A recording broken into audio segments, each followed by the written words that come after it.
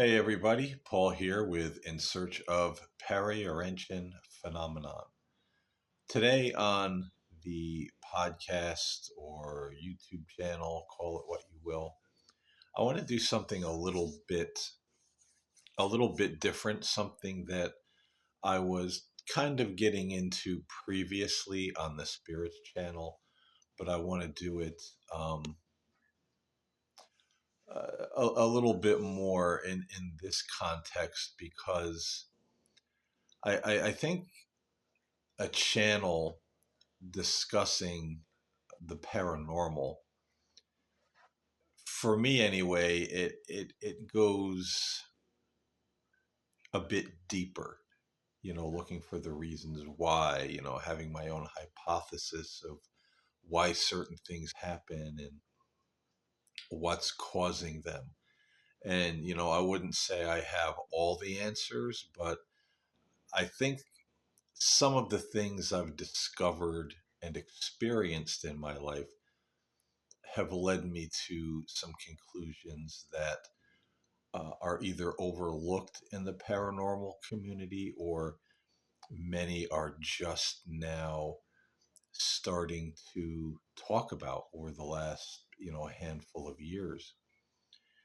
And again, that's why I reverted back to, and I'm going to get in a minute to what I'm doing here. But as I mentioned previously in one of my videos, that peri-Urantian phenomenon, uh, kind of inspired by the Urantia book. Um, and again, I'm not promoting any kind of text here. If people want to read it, they can read it. I'm sure some people who watch this channel and have seen my videos in the past about it. They've read it and heard some of my commentary. So I'm not pushing any particular philosophy or anything like that. But I think the Urantia book explains things as far as the history of our planet, the history of the human race, the history of our religions, and the different phases humanity has gone through, and why, with their particular belief systems, superstitious and otherwise. And I think it makes a lot of sense and it confirms a lot of things that I've always thought about previous to reading it. And a lot of people have had that experience with the book. And I think, again, there's no perfect text, in our world. It's not an infallible text. It doesn't claim to be. Uh, it doesn't promote a particular religion. One of the reasons I like it is it promotes the individual and their relationship with God. It's you, your spirituality, and your experiences with the divine. No one else can tell you what that is or give that to you like a lot of organized religions. So again, not a perfect text, but there's a lot of things there that I like in its explanations, history, and its philosophy. So when it comes to the subject of UFOs or UAPs as they call them now. That's what I want to do here today is talk about that and what they possibly are and actually likely to be. And something I want to do more on this channel is have these kinds of discussions. Of course, continue with the ITC work. That's something that's very near and dear to my heart.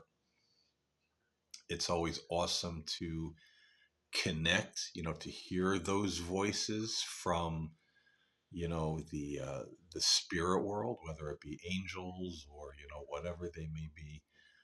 It's absolutely fascinating, but it's also fascinating to talk about these things. So that's something I want to do a little bit more, and also have some guests on the show now and then to talk about their experiences or their their ideas of what's happening when it comes to some of this phenomenon, this paranormal phenomenon in our world. So the topic of UFOs or UAPs, um, again, that's something that goes a ways back for me. And as far as what they are, why they're here, what they're doing here, are they a threat? Are they friendly? Where are they from? This is a question I had a long time ago. As some of you who watch my channel know, I wrote a book about uh, an angel experience I had when I was 12 years old, and it continued uh, through various years here and there throughout my life. The last time being 2003, and that's the last time there was a really just clear, uh, bold manifestation, of this phenomenon. But that angelic experience from day one was always accompanied by a lot of lights in the sky and what we would call UFO or UAP phenomenon. And for me, as I got a little older into my later teens and 20s and had more of an interest in those kinds of things, I always said to myself, and I said this to a lot of religious people too, I would say, I think this whole UFO phenomenon isn't necessarily little green men from Mars or wherever. I think it's connected to things we read about even in the Bible: angels, demons, uh, the gods of old, as reported by some of the Native American tribes and other tribal peoples, across the earth. And of course, I was laughed at and scoffed at. Oh, you're worshiping demons, and oh, there's the devil giving you these kinds of ideas. Well, now we have Christian theologians and people in the UFO community saying just that I said many years ago, that there may be a connection here to both the dark and the light, the angel and the proverbial demon, if you want to call it that. So, what are angels and demons, and how do they relate to the UFO UAP phenomenon? And this is not a religious talk. We're not going to get all biblical into this, so don't worry about that. This has to do more with the history of our world according to the Urantia book. Now, if you dig into the whole UFO phenomenon, ufology, you see that they always say ufologists, and now there are university professors who were skeptics who are now involved in the UFO, UAP phenomenon. Actually, government, officials, people in the CIA, and whatnot, asking these university professors for help. And we're seeing a lot of scholars, a lot of theologians, a lot of university professors saying just the same thing. These things have been around for a very long time. They've been here, it seems, before us. They've influenced cultures, they've influenced religions, they've influenced governments, for good or for bad. And, we hear a lot uh, from the ancient cultures, the tribal peoples throughout the earth, about these sky people that came down, the gods who taught man how to plant, how to build things, how to make jewelry, how to make clothing, educated man in some of the basics of survival, like, agriculture and, construction, how to build, certain temples and homes and shelters. And then if you read the Urantia book, it really kind of brings all of this together.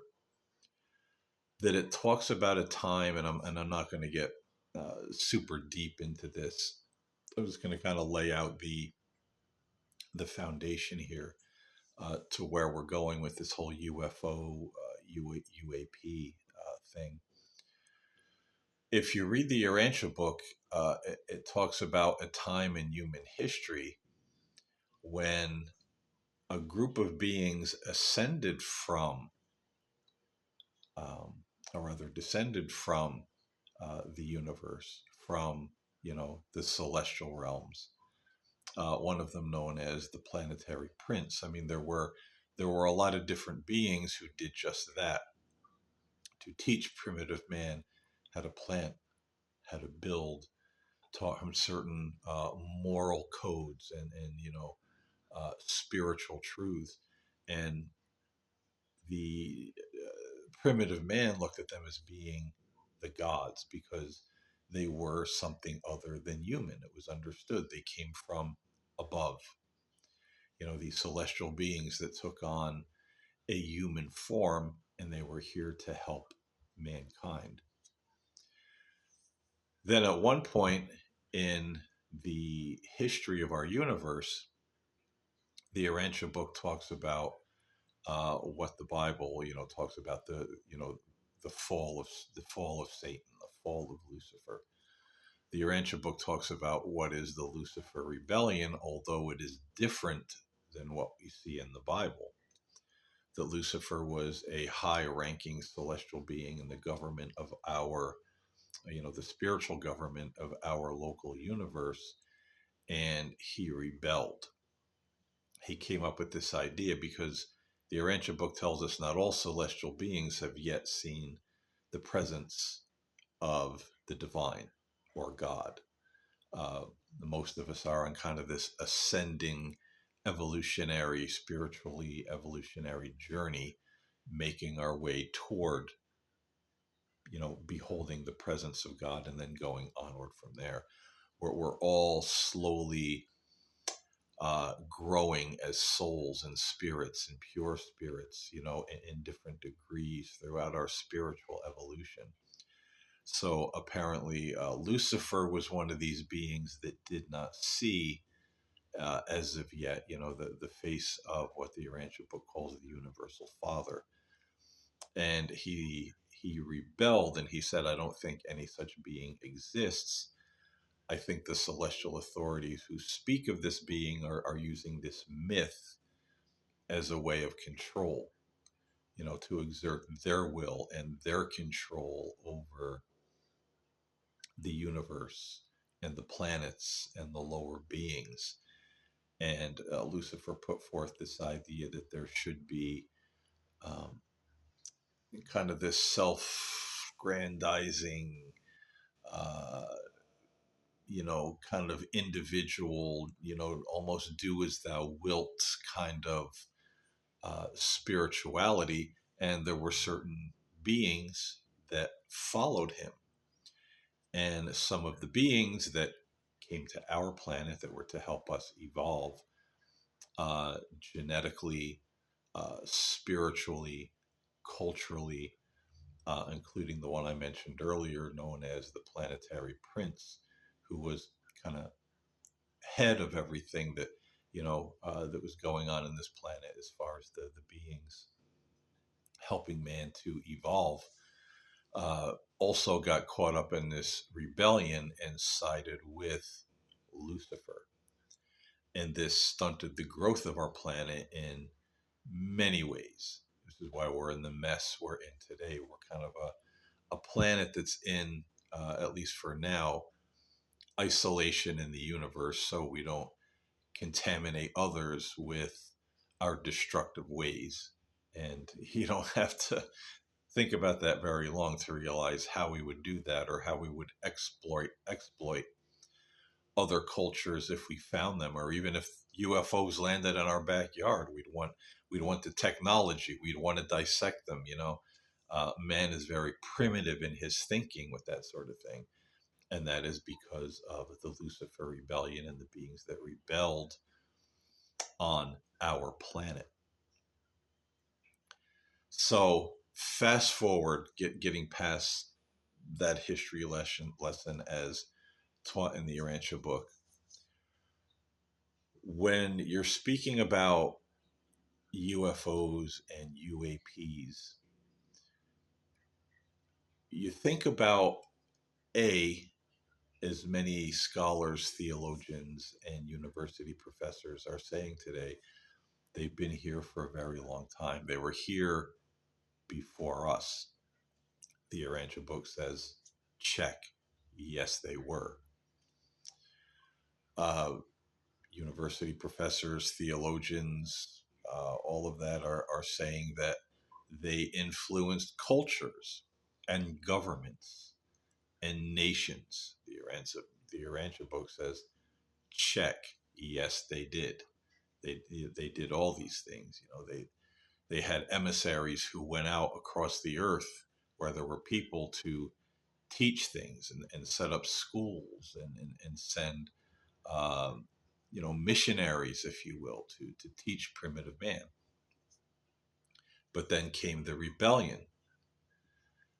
Then it became a bit different in that those spiritual entities that rebelled and followed the Lucifer rebellion began not to influence man, government, and cultures in a positive way, but in a very selfish, as I said before, almost Aleister Crowleyan, do as thou wilt, um, very prideful, arrogant, elitist kind of attitude and philosophy and even religion. So it went from helping people in the way that humanity should have been helped, should have grown, to teaching us a very backward, selfish, corrupt way, which brings us to modern times where they're still doing that. Now, there's some people who read the Urantia book who say, no, all of those beings were done away with. They're not even here anymore. I think that's a lot of nonsense based on the research, based on things that have happened, things that are happening in the paranormal world, in the UFO, UAP world.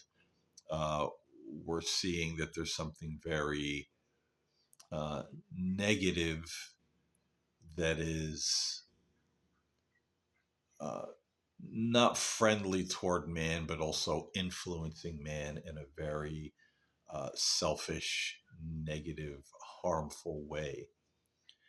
So now, when you think about the idea that these beings have influenced cultures, people, um, and governments, you think about the idea of these extraterrestrials that have allegedly um, revealed themselves to our government and governments around the world, making deals with them for technology, for certain hidden insights and wisdom for whatever they get in return. Some people say that, the deal is they're allowed to take us and experiment on us, the private citizen, hence the alien abduction scenario, in exchange for certain technologies and information they give our governments. And then you think about the governments of the world, even here in the United States, the elitists who say they believe in God, but yet they oppress the poor to give to the rich. They start wars, they kill, they lie, they steal. Uh, they do all these horrible things and then sit back and say, well, we're the elites. All the riches belong to us. We're special in some way. And they belong to all these strange secret societies and Luciferian cult religions that somehow uh, make them believe that they are the chosen ones. They are special. The earth is theirs and all of its riches, and it's okay, to stomp out these little termites who are using all their food and all their resources and all their riches, and then eventually even conquer the heavens, which is a very backward plan of what was originally spelled out in the Urantia book. It becomes a very inverted, a very selfish agenda. But it also helps. So it helps us to understand why some of the elites believe what they do, probably believe what they do, because they have been in contact with something that has filled their heads with a lot of false information, catering to the ego, catering to their selfishness, catering to their lust for power. And so we have this dynamic that we see, when it comes to the governments of the world, and even here in the United States. And, it, there's a lot I could say about that, but I'll zip my lip and stay on topic with UFOs and UAPs right now.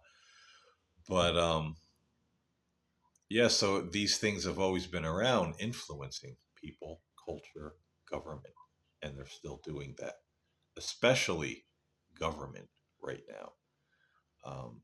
I think that's why there's so many problems in the world. But there's also UFO encounters that are very negative, where people see them, they're abducted, or just by seeing the UFO, they become ill. Uh, they have nervous breakdowns. There's all kinds of psychological, physical issues that plague people that are in the presence of a UFO or a UAP. And so I do think that there is a lot of negative beings on some of these craft. And I think that's exactly who they are. I think that's exactly why they're trying to influence life on our planet. It's religions. Look at our religions, what a mess they've made. Organized religion has done little to nothing to bring peace to the world. I mean, yes, there are certain things with hospitals and medicines and, good people doing good things, but organized religion becomes part of the problem. And, you look at some of the cultures today, Christians, especially the Middle Eastern religions, Christianity, Judaism, Islam, where they all have this genocidal mentality that everybody who doesn't believe what they believe, must be, just eradicated from the earth, convert or die type of thing. So these beings have really influenced a lot of our culture, our religion, our governments. They harass people, with abductions, with injuring them through close encounters with the UFOs or the UAPs. There's a lot of fear, around this phenomenon. There's a lot happening in our skies right now. Even the government is kind of baffled by what it is or who it is, and I feel like something or someone is getting ready to reveal itself to try to take the deception even deeper than what it has been, uh, in the past and even currently. But I feel, again, exactly what are the UFOs and the UAPs and their occupants are those beings talked about in the Urantia book, those high celestial beings that came here to help us, but then fell to the rebellion and started to harm us or teach us this very selfish way of living, telling us that that's better. Empower yourself, do as thou wilt. It's all about you. You are your own God. God is a myth. How much do we hear that in our society today? It's all a myth. It's all magical thinking. It's all Santa Claus in the sky.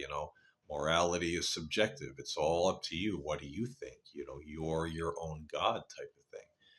And when we get into that type of thinking, we see the problems it can create just by looking at our society today, um, where friendships, relationships are near impossible to form because no two people are even on the same page with practically anything. Everybody's so divided, and that's part of this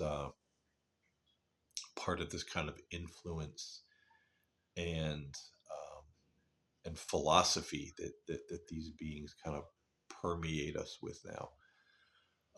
Could it be that there are extraterrestrials, beings from another planet, another dimension that have been affected by the Lucifer rebellion that are also coming here and aiding these other beings in their purposes? It is very possible because the Urantia book tells us that there are other planets, are other beings that um, kind of fell under the curse, like, or not under the curse, but to the rebellion, like our planet did. So there are beings that are more selfish and arrogant and prideful and have that lust for power like human beings do, which is one of the funny things I was told in my angel encounter, which I'm going to be posting more chapters of the audiobook here on YouTube more frequently, getting back to that. Like I said, a lot of little different things coming to the channel as far as paranormal goes. But one of the things I was told in my particular um, angel encounter, that, and this was before I ever read the Urantia book, is I was told that the universe is teeming with life, and some of that life lives very close to the Creator, and others live very far from Him. And these are what we would call demonic or a Satan, because they are beings who uh, lie and deceive and manipulate, and some even believe they are gods themselves. And when you read the Urantia book, I mean, that fits perfectly. And that's another thing amazing to me reading the Urantia book. There are things that kind of confirm and echo what I learned in my own angelic experiences years before I read it. Um, so there very well could be um, interdimensional beings, beings from other planets, other fallen beings that are aiding these fallen, rebellious celestials in furthering this warped agenda here on planet Earth. The good news is that eventually all this will cease. Um, it's not going to succeed in the end. There's uh, a lot that's probably likely to happen before then, but eventually it will be, dealt with. But until then, we have a lot to deal with ourselves. And I feel that the UFO UAP scenario is very much related to all of this. And they're not all bad. I think some of them out there are also from the light. I think some of them are here to do good. The angels, high celestials, other beings who may be trying to help us. Um, so I don't think it's wise to throw out this blanket idea that most religionists do and say, "Oh, they're all demonic," because then, if and when someone comes here to actually help us, a lot of people are going to turn, on those beings, uh, and maybe miss the boat on the help that actually came to preserve them or save them or show them the way out of this darkness. So we have to be careful, blanket, you know, throwing the blanket statement over all these things. But I think it's both good and bad. And like Jesus said, by their fruits you shall know them. And sometimes we have to pay attention. Sometimes what starts out seemingly very good can end up being a bit of a trickster. So we really have to be wise about the decisions, wise about the voices we listen to, wise in how we view these things. I think there's a lot more to this UFO UAP phenomenon uh, than we're uh, than we're hearing, and it's a known fact that anything that sounds too spiritual or religious when it comes to UFOs or UAPs, it's thrown right off the table, even by many renowned ufologists. They say, well, it's already a strange subject. We don't need to bring that into the equation, even though there seems to be a lot of things that are similarities or possible answers. We can't even get into that. That's too much for people to hear. So we're going to just throw that off the table. And I don't think that's wise, because I think that's exactly most probably what we're looking at with the UFOs and the UAPs. Um, these fallen celestials, maybe other beings who are aiding them in their plot, in their schemes to continue to pollute and lead humanity astray. But there's also the good ones who are here to help. And I think the days ahead are going to get very interesting when it comes to the UFOs, the UAPs, what's in the skies, what people are seeing. I think things are going to very likely ramp up in the very near future. And we have to be aware of these things. We're going to have to know how to rightly discern what it is we're looking at, and not go over the falls in a barrel by saying it's all evil, or even that it's all good. And I have spiritual friends who are just that. I know good Christian people who think it's all the devil, and I know people who are more new agey or spiritualists, and their idea is it's a loving universe. They're all good. They're going to do you no harm. It's all fine. That's our space brothers and sisters. I remember telling one friend of mine a ways back about this encounter I had. I was driving down the road at like 5 a.m. headed to this convenience store to get my stepdaughter some juice. She ran out of apple juice and she always drank it in the morning.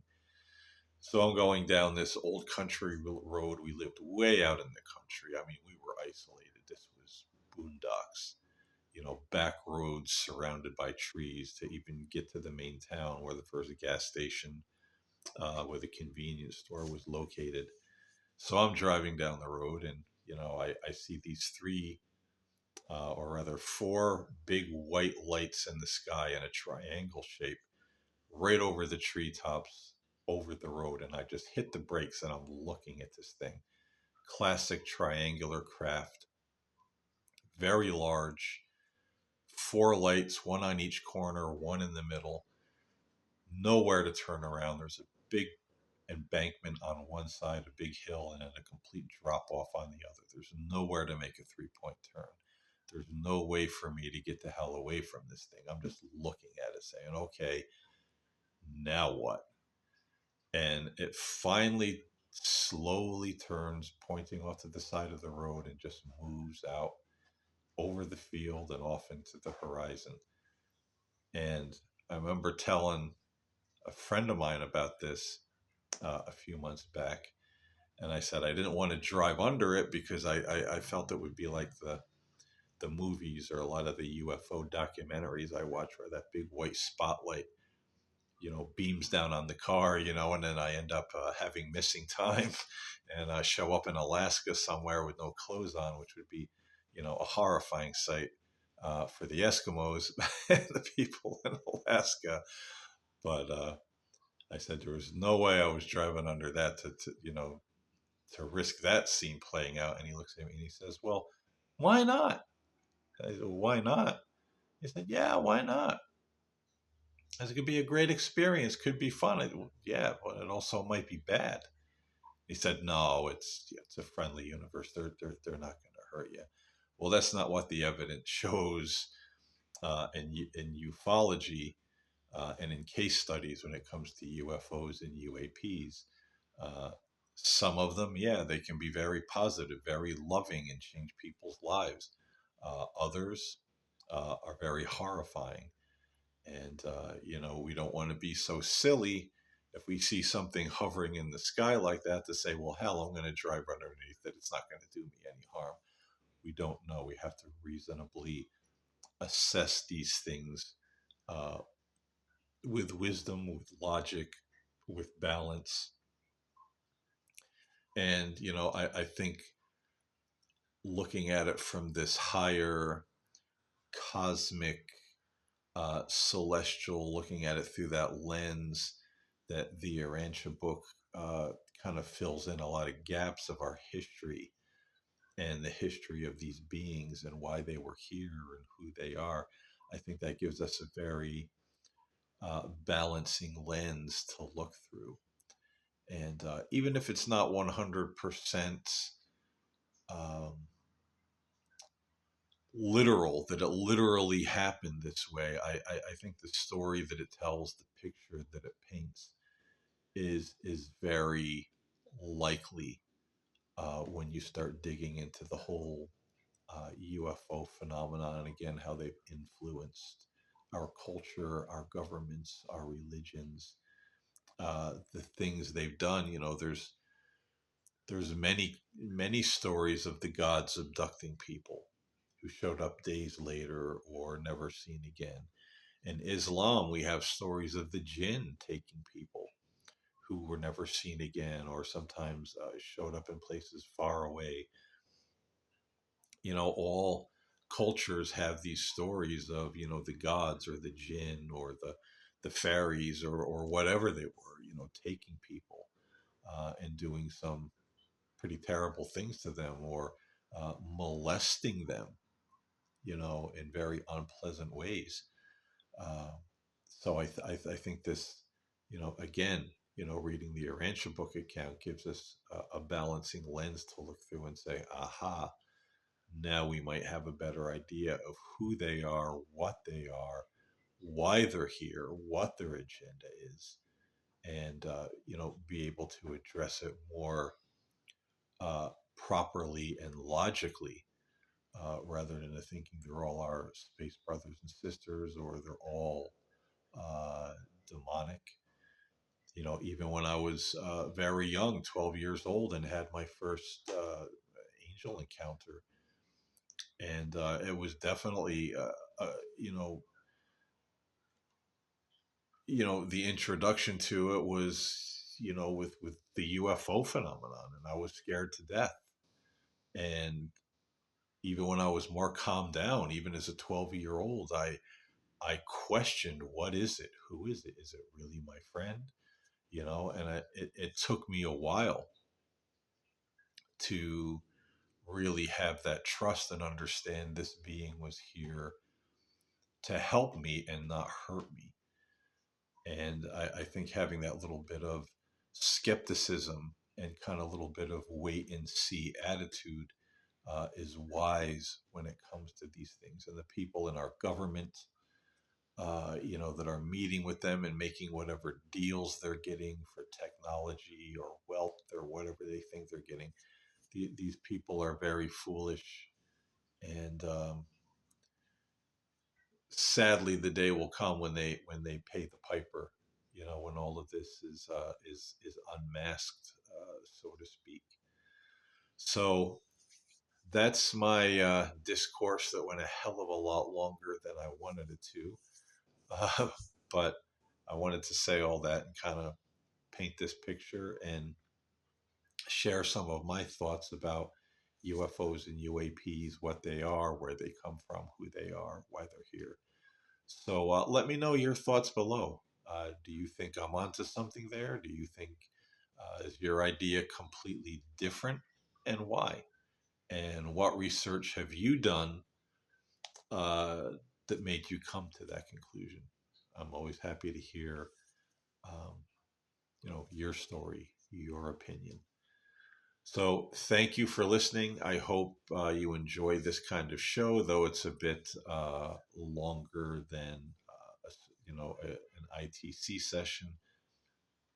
But I do want to have more of these kinds of conversations here on the channel because, as I said, when it comes to the paranormal, it's a more uh, depthy topic uh, than most of us give it credit for, or even most channels deal with, unless it's an uber religious channel where everything's demons and devils, and then it becomes a very one-sided, unbalanced uh, kind of peer, kind of look into the paranormal phenomenon that I think, in and of itself, can be misleading because they're obviously doing research that is very one-sided, very one-dimensional, not looking for what the answer is, but what they believe the answer is based on their own bias, and that can be